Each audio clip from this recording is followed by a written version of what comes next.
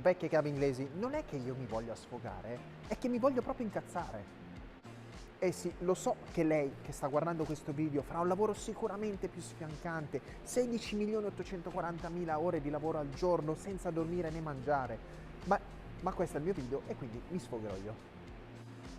Noi che ci dobbiamo districare tra appuntamenti che vengono ritardati continuamente oppure rimandati e però ci dobbiamo trovare ad aiutare il cliente quando ha l'emergenza immediatamente e quando gli dici un attimo che ci organizziamo sembra quasi che gli facciamo un torto.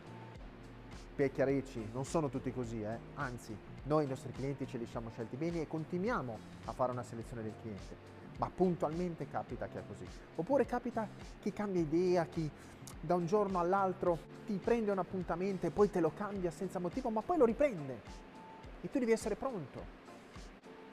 Ma capitoli clienti lasciamo perdere. Potrei raccontarvi con una macchina che abbiamo qua, una storia di una macchina che veramente mi ha fatto perdere il sonno e come lei ce ne sono tante, oppure potrei parlare di quel vetro che sta là dietro, quello scatolone qua, guarda, ve lo faccio vedere, vi porto a vedere lo scatolone del vetro che ahimè quando arrivò dissi ma che vetro è? Che io ho ordinato uno scendente di una Velar laterale rotto e mi è arrivato il parabrezza.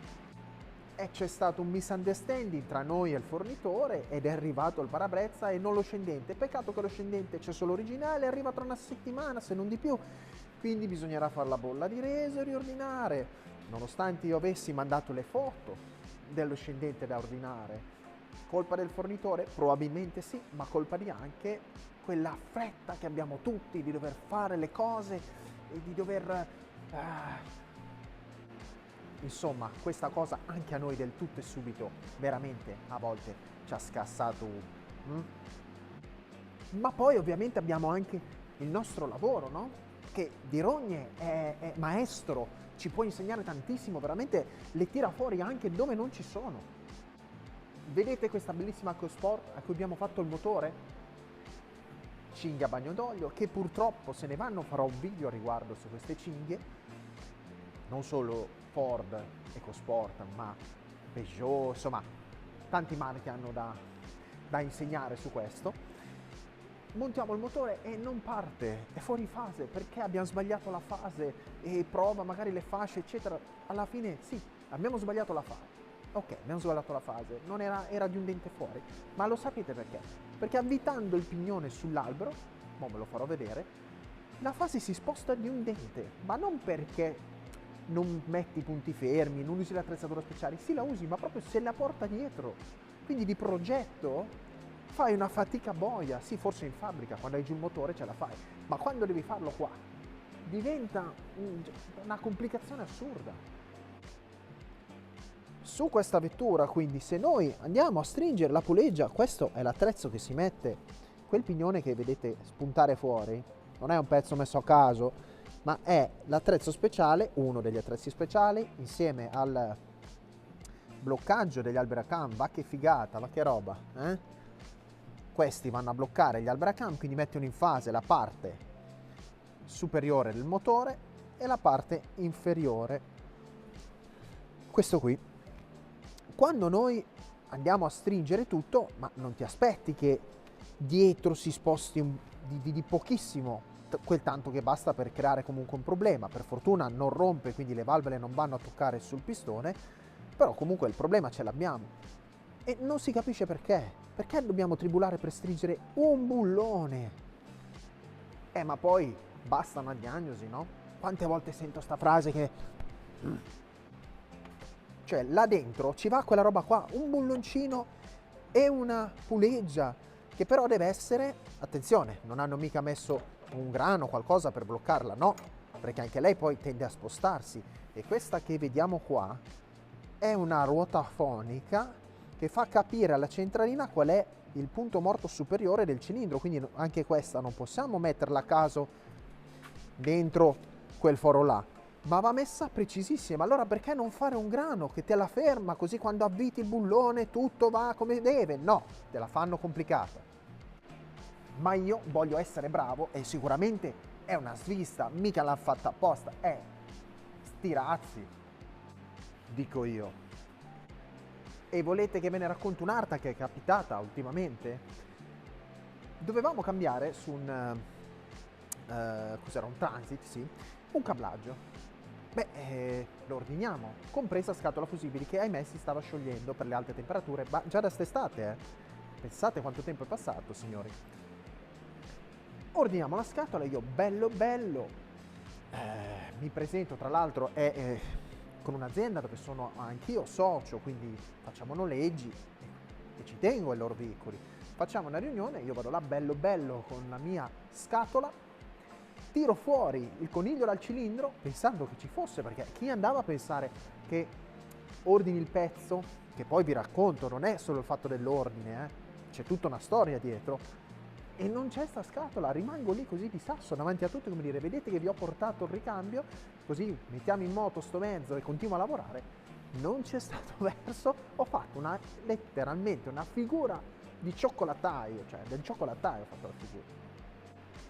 E voi direte, lo so, perché signori, non l'hai controllato prima?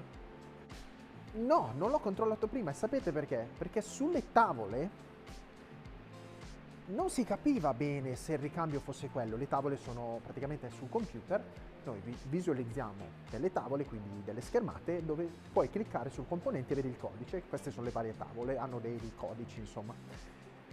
Per cui ho mandato una mail in fabbrica. Dalla fabbrica mi confermano che il pezzo è quello.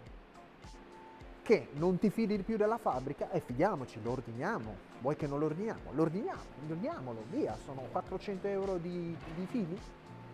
Lo ordino e arriva sbagliato. Voi aveste controllato? Io no, mi sono fidato. Eppure, e ancora adesso, nonostante il cliente ci stiamo letteralmente rompendo i sacrosanti, ormai ce l'abbiamo, non ci sono più. Questo pezzo non si sa dov'è, cioè non esiste. Peccato che poi davanti ai clienti ci siamo noi, con le aziende che dobbiamo mandare avanti, con i tempi stretti, i margini che sono quello che sono al giorno d'oggi, che non basta più cambiare un disco una pastiglia come anni fa, no? E ci sono i costi, i dipendenti, le tasse, adesso è periodo, quindi chi le paga mi capisce? Mica è semplice qua. Poi andiamo ai corsi di formazione, andiamo agli eventi e ci fanno vedere come dobbiamo insegnare ai nostri collaboratori a occupare in ogni singolo momento, a usare i tempari, sì, perché noi dobbiamo lavorare nei tempari. Vallo a dire chi fa quel motore di quell'EcoSport, che appena avvita il bullone si sposta e non si capisce perché, e non c'è motivo, e hai speso 1000 euro di attrezzatura speciale. Vallo a dire a noi che dobbiamo fatturare, magari per cambiare, facciamo finta quel cablaggio, un'ora. Però ce ne hai messe 12 ore solo per andare a recuperarlo, tra mail, non mail, scambi di mail, gente che si arrabbia perché non devi scriverli, perché bisogna usare il form e però cerchi di scavalcare per arrivare prima e per cercare di soddisfare il tuo cliente, perché ci tieni, no? Lo fai, io lo faccio con amore questa roba qua, mica la faccio così per caso. E vecchie cave inglesi, badate bene, voi che mi ascoltate, io mediamente sono uno che si incolpa, che dice è colpa mia se le cose stanno così, quindi devo migliorarle io. Però tante volte lo zampino, cazzo, è il contesto anche a volte che ci crea delle difficoltà dove non dovrebbero esserci. Perché nel 2023 non è possibile, come anche fare delle fatture che noi ci mettiamo, magari per fare una fattura estera, acquisto un ricambio all'estero perché in Italia non c'è, l'ha mangiato, non so dove sia sparito, e io poi per fare la fattura ci voglia, in segreteria ci mettono 2 giorni perché il codice è questo e quello. Ma è mai possibile che dobbiamo arrivare, poi la gente dopo un po' lo fa in modi diversi, ma per forza, anche se vuoi, cioè, a volte non conviene. Ma dunque, consiglierei a qualcuno di fare questo lavoro? No, attenzione, non di fare il meccanico, ma di aprire un'officina con tutti gli annessi e connessi. Beh, io direi che dà grandi soddisfazioni. A volte quello che c'è intorno rallenta tantissimo, come se uno rema e qualcuno dietro gli tiene con una corda staccavolo di bagnarola. Capiamoci che un po' di sconforto te lo dà. Però, insomma, io sono uno che sono dell'idea di non mollare e non mollare mai. Se sei di quell'idea e se ti piace sto lavoro, se ti piacciono le macchine in generale, tutto quello che ne viene dietro, ovviamente di essere un po' un tutologo, anche un po' psicologo, direi che sei sulla strada giusta, ricordati che devi tribulare e anche tanto. Oh, signori belli, adesso finalmente io mi sento sfogato e bene, mi sento meglio, veramente.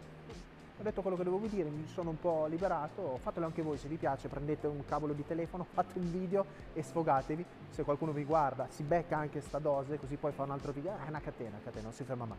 Comunque, perché Camille Gracie, noi ci vediamo alla prossima, ciao!